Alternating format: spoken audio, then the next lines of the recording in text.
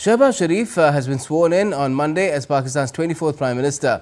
This is the second time that he has taken oath as Pakistan's Prime Minister after 2022. Shehbaz's just formed coalition government now faces several challenges, including economic doldrums, which his coalition partner Dayal Zardari labelled as a tsunami of unemployment, inflation and poverty. More in this report.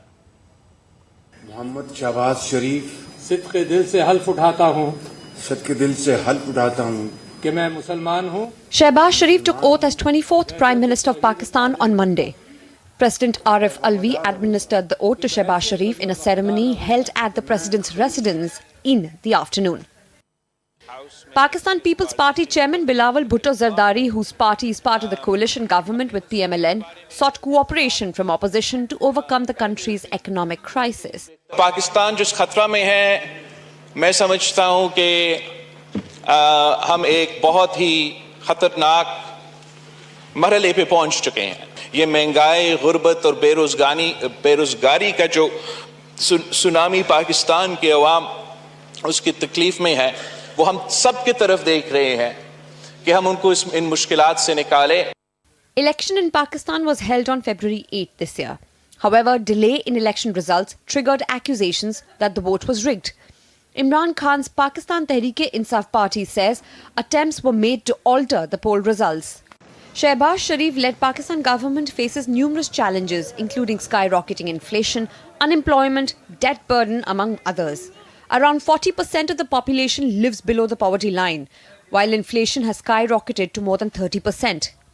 Pakistan faces a looming debt payment crisis, with the central bank reporting $24 billion of external debt obligations due by June 2024.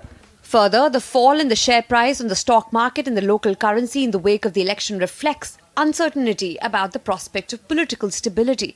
In June last year, Pakistan faced the imminent threat of default, with foreign reserves plummeting to $4 billion, barely covering a month's worth of imports.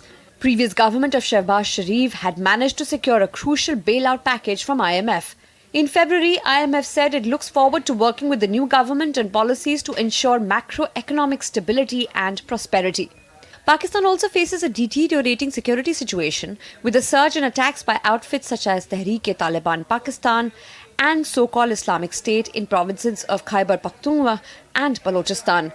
In another development, the Election Commission of Pakistan approved the nomination papers of Pakistan People's Party Asif Ali Zardari and Pakistan Tehreek-e-Insaf-backed candidate Mahmood Khan Achakzai. Presidential election is scheduled to take place by March 9. Bureau Report, TD India. Let's now take this up with Prabhu Dayal, former Indian Consul General in Pakistan, joining us this evening as our second guest on a second discussion. Good evening to you. Ambassador Dayal, what do you make of the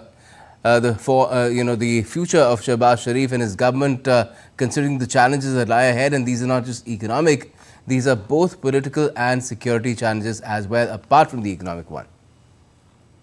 Well, Gautam, first of all, thank you for having me on your show to discuss this extremely important matter.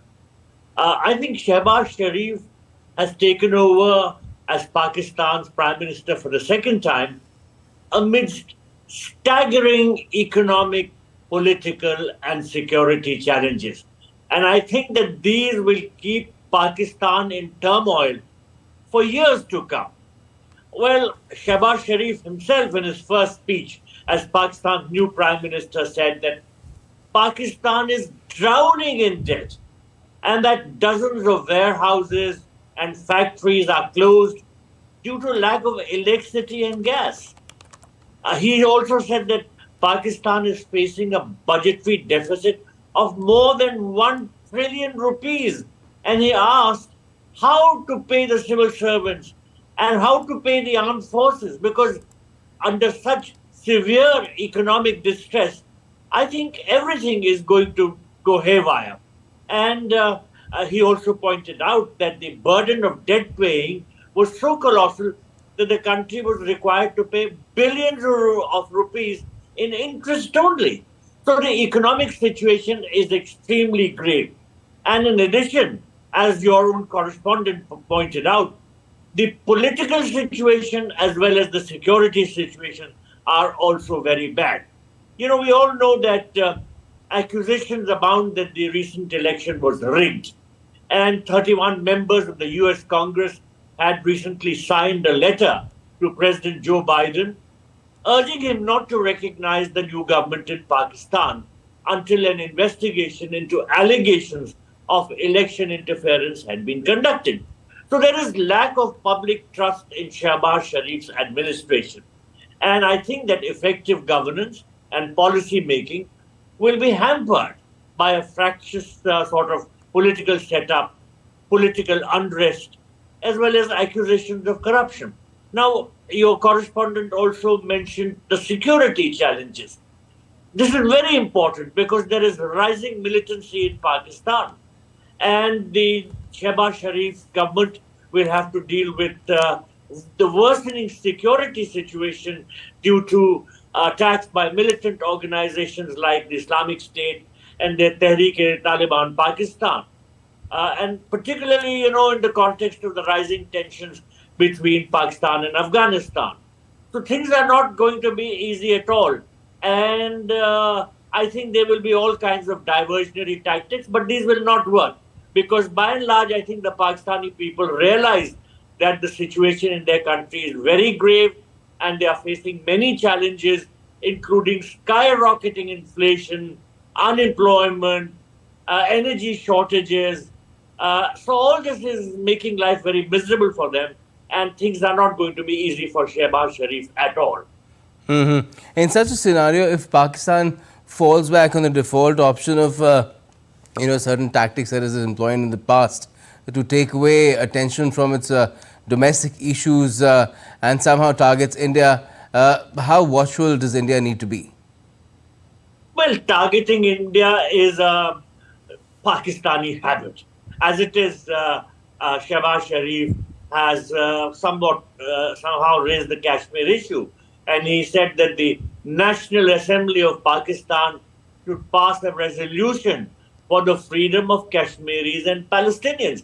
So this sort of diversionary tactic will continue, and we have to live with it. But the fact of the matter is we should just tell the Pakistanis bluntly that the Kashmir issue can only be resolved once POK is vacated by Pakistan and handed back to us. Because that is the only part of the Kashmir issue which is important and which needs to be resolved. But of course, Pakistan will keep playing the Kashmir card here and there and trying to divert attention from the miseries which the Pakistanis are going to be facing in the months and years to come. Right.